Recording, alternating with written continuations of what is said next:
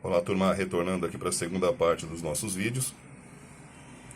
Como disse, vou procurar ser bem objetivo, embora a gente precise ser claro, né? Tecnicamente, bem, acaba sendo redundante falar algumas coisas, mas estamos num curso, né?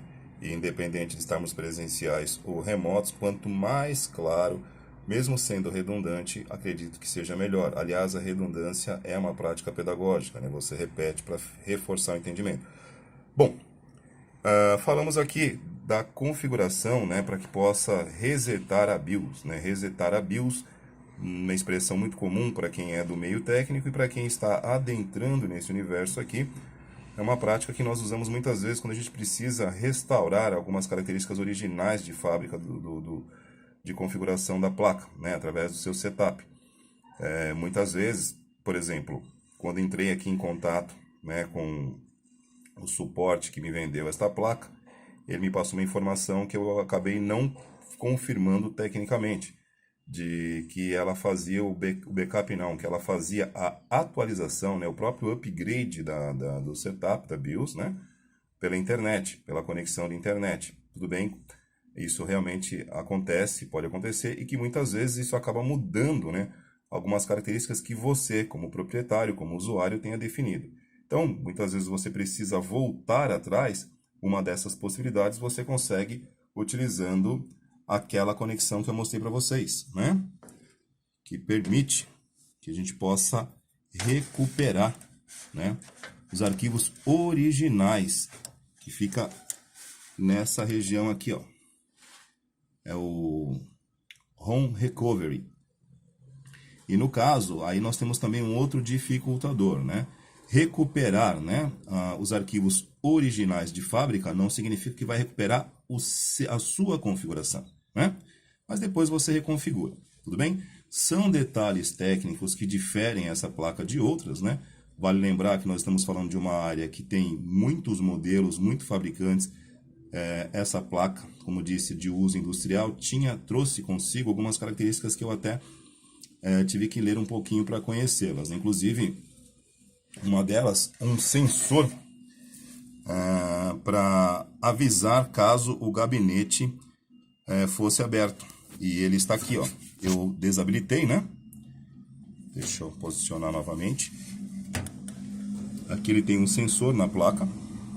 Esse sensor, ele avisa caso esse gabinete seja aberto. Isso aqui para a nossa área de suporte, né? Quando você tem, por exemplo, gabinetes lacrados ou algum um selo de garantia, além de todo o controle externo, né, que você pode aí, enfim, lacrar, parafusar, utilizar uma série de recursos. Aqui tem um sensor que avisa que esse gabinete foi aberto. Eu acabei desativando porque não era interessante. São todos recursos que podem ser úteis para algumas circunstâncias, mas que aqueles segundinhos a mais que você acaba levando para iniciar o sistema quando você liga o computador, para quem usa todo dia para outro tipo de aplicação, não ajuda muito não, tudo bem? Mas vale lembrar que é uma placa de uso, né, industrial, e você pode ter alguns setores que possa precisar desse tipo de controle, ok? Bom, falamos dos slots de memória, né, padrão DDR3, expansíveis até 32 GB. Falei com vocês aqui das condições para poder resetar a BIOS, né? Mostrei aqui a bateria da CMOS. Falei do local do posicionamento aqui, né, do chipset, né, o B75 Intel, que tem algumas características que me chamaram a atenção. É um bom chipset, o custo-benefício dele muito bom. Ele traz aí alguns recursos, né, para a parte gráfica que, embora sejam, não se compara a uma GPU, né, de forma alguma, não cabe nem esse tipo de associação aqui, mas pelo custo e pelas condições, ele em si tem uma boa capacidade de resolução gráfica sim, tá? Mas não vai satisfazer a necessidade dos gamers e dos entusiastas do setor, tudo bem? É para outro tipo de aplicação. Outra característica importante desta placa-mãe, citei aqui também, a possibilidade de instalar portas USB 3.0. E aqui, ó, eu acho que talvez eu não consiga mostrar com clareza, mas nós temos conectores SATA 3.0, tá? Que eu estou com a ponta do pincel aqui sobre isso, sobre ele, né? Que para a época era uma tecnologia, posso dizer que ainda nova, né? E SATA 3.0. Então eu tenho aqui conexões SATA na sua geração 3, ok? Aqui estão as portas, as conexões SATA, que eu tenho o cabo SATA que está ligado ao HD, tá? Aqui eu tenho os cabos de alimentação da fonte de alimentação, cabo do tipo Molex, e temos os cabos mais modernos, né? Os cabos com terminação também para o SATA. Eu tenho o conector principal de alimentação da placa-mãe, que está aqui, modelo obviamente ATX. Tenho, seguindo aqui na placa-mãe, os slots, né? Slot PCI, tem um PCI Express aqui. Que mais aqui?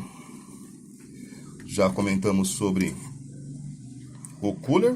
Embaixo do cooler temos o dissipador, conjunto, né? Utilizado para dissipar a temperatura, né? Dissipação térmica, né? Calor gerado aqui pelo processador.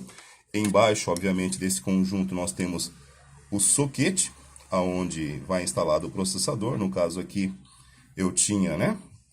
Tenho ainda, né? Um Core i5 na sua terceira geração. Geração que foi, né?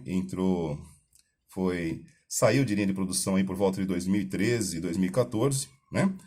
Mas para o nosso uso aqui, né? Na época, né? Para as aulas da escola, gravar uma aula, fazer um vídeo que não exija algo muito específico, é um processador que dá conta do recado. Ele consegue, para esse tipo de procedimento, trabalhar bem.